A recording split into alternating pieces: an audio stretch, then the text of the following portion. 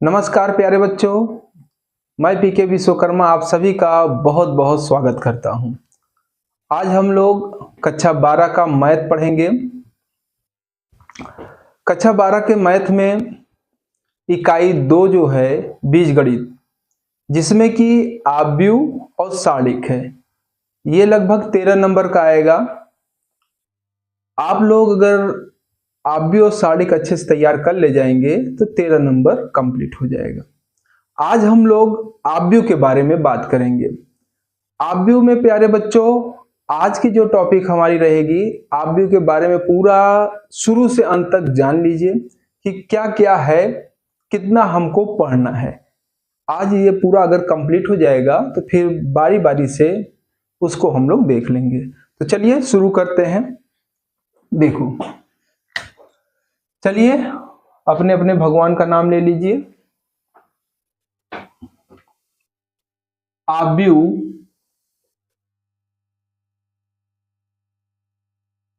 आव्यूह, इसमें क्या क्या पढ़ना है उस पर पहले फोकस मारिए। देखिए, हमें जो पढ़ना है बच्चों, पहला ये है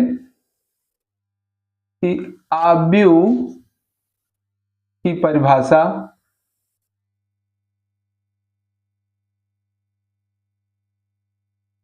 ये जान लेना है। दूसरा जो है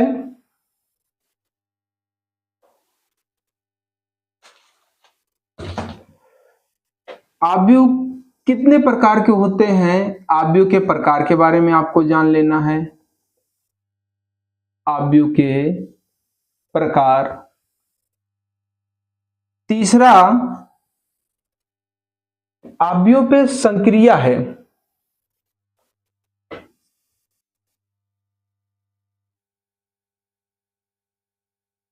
आव्यूह पर संक्रिया, इसका मतलब हो गया कि इसमें जो है आप सीखेंगे आव्यूह को कैसे जोड़ा जाएगा, आव्यूह को कैसे गुणा किया जाएगा, आव्यूह का अंतर कैसे किया जाएगा। अर्थात आप सीखेंगे इनका योग, इनका अंतर और इनका गुणा। ये बहुत इंपॉर्टेंट है बच्चों, इस पर सवाल बनता है। आव्यूहों का योग, अंतर और गुणा, और इसी में इनके गुणधर्म क्या है, ये भी इसी में आ जाएगा। इनके गुण धर्म के बारे में आप जानेंगे। एक मार्का और कहां गया?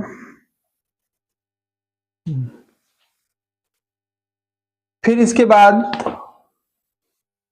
चौथा आप सीखेंगे बच्चों, परिवर्त आव्यूह क्या है।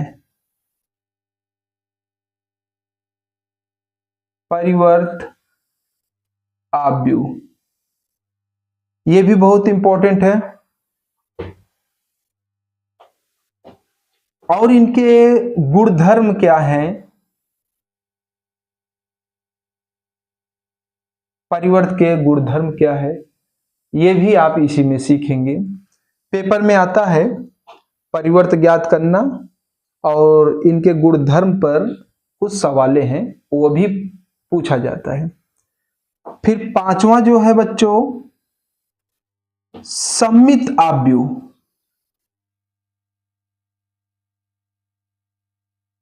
सम्मित आव्यूह और विषम सम्मित आव्यूह, ये क्या होता है, सम्मित आव्यूह क्या होता है ये सीखेंगे, विषम सम्मित आव्यूह क्या होता है ये जानेंगे। सवाल जो बनेगा इस पर, कहा जाएगा कोई आव्यूह दे देगा, कहा जाएगा उस आव्यूह को आप सम्मित आव्यूह और विषम सम्मित आव्यूह के रूप में व्यक्त कीजिए। ये पूछा जाता है, इंपॉर्टेंट है ये, इसको हम लिख भी दे रहे हैं। छठवां, किसी आव्यूह को यानी कि कोई आव्यूह दिया जाएगा, किसी आव्यूह को सममित आव्यूह और विषम सममित आव्यूह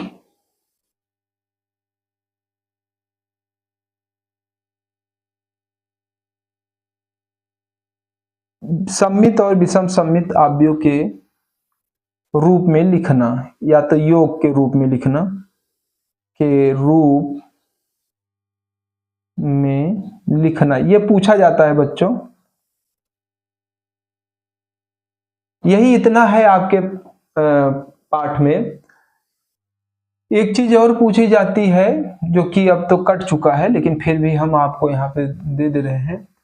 आव्यूह पर प्रारंभिक संक्रिया, एक ये है, एक व्युत्क्रमणीय आव्यूह, ये दोनों कट चुके हैं, लेकिन फिर भी यहाँ पर हम आपको दिखा दे रहे हैं। सातवां जो है,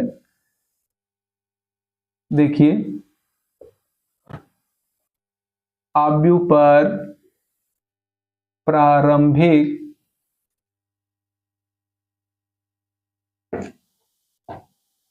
संक्रिया,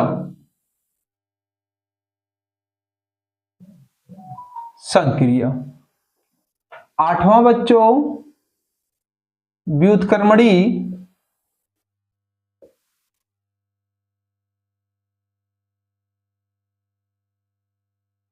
बस इतना ही आपको पढ़ना है। ये जो दो टॉपिक है ये तो अब कट चुके हैं। तो कुल मिला जुलाकर आप जब भी आव्यूह की तैयारी करिएगा तो अपने दिमाग में रख लीजिएगा कि हमें कितना पढ़ना है। तो जब इस पर आप फोकस मारेंगे ना तो वो हमेशा तैयार रहेगा कि हमें ये टॉपिक कवर करना है। आज हमने शुरू से अंत तक आव्यूह में क्या क्या है, कितना पढ़ना है, ये मैंने कवर किया। अब बारी बारी से एक एक टॉपिक को हम देखेंगे। तो एक बार फिर से जरा देख लीजिए। आव्यूह और सारणिक जो कि 13 नंबर का आएगा, लगभग मान के चलिए अगर ये तैयार हो जा रहा है तो 5 से 6 नंबर आपको देकर जाएगा। ठीक है बच्चों, इसमें क्या क्या आपको पढ़ना है देखिए। आव्यूह की परिभाषा, ये आप दिमाग में सोचते रहिएगा कि इसका परिभाषा क्या है, क्या होता है, इस पर हम लोग चर्चा करेंगे। और फिर आव्यूह के प्रकार, ये जैसे वर्ग आव्यूह हो गया, इकाई आव्यूह हो गया, तत्समक आव्यूह हो गया, इस पर चर्चा करेंगे। फिर आव्यूह पर संक्रिया, ये इंपॉर्टेंट है बच्चों। ये वाला टॉपिक जो है, आव्यूह दिया जाएगा, उनका योग कैसे किया जाएगा, उनका अंतर कैसे होता है, उनका गुणा कैसे होता है, और उन्हीं पर गुणधर्म है तो वह गुणधर्म को भी आप तैयार करिएगा। फिर आगे जो है परिवर्त आव्यूह, परिवर्त आव्यूह क्या है ये भी आपको पढ़ना है, इनके गुणधर्म, यही टॉपिक है। इसके बाद सममित आव्यूह और विषम सममित आव्यूह होता क्या है, इनके बारे में जानकारी करना है। सवाल जो बनेगा, कहा जाएगा किसी आव्यूह को सममित आव्यूह और विषम सममित आव्यूह के रूप में लिखिए, ये सवाल आपका बन जाएगा। ये दो टॉपिक पहले था, अब तो कट चुका, लेकिन फिर भी दे दिए हैं। आव्यूह पर प्रारंभिक संक्रिया, एक ये और एक व्युत्क्रमणीय आव्यूह, जो कि इस समय कट चुके हैं। तो प्यारे बच्चों, यही है, इतना आप लोगों को पढ़ाई करना है। तो आव्यूह बहुत अच्छा खासा नंबर दे के जाएगा, बहुत ही आसान है। अगर आप लोग चाहेंगे तो बहुत अच्छे से इसको तैयारी कर सकते हैं। तो एक बार देख लीजिए इसको अच्छे से।